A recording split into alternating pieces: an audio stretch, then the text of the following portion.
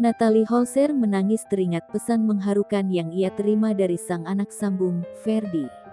Natalie Holzer sampai tak bisa menahan tangisnya di tengah konflik rumah tangganya dengan Sule yang sedang di ujung tanduk perceraian. Pesan mengharukan dari Ferdy itu diungkapkan Natalie Holzer saat menjadi bintang tamu acara Rumpi Trans TV, Jumat, tanggal 8 Juli tahun 2022.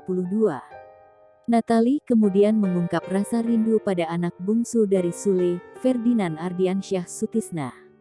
Untuk mengatasi rasa rindunya, wanita 29 tahun itu mengaku masih bertukar pesan, terutama pada Ferdy. Dia kemudian mengingat pesan yang disampaikan Ferdy untuknya. "Aku masih kontakan sama Ferdy," kata Natalie. "Aku pesan, Ferdy sabar ya, Bunda lagi nenangin."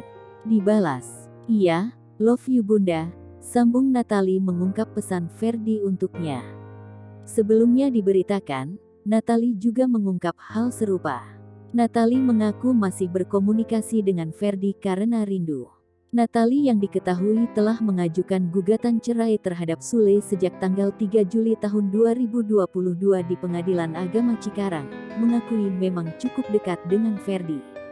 Ini terjadi karena sejak masa awal pacaran dengan Sule, Ferdy sudah dekat dengannya.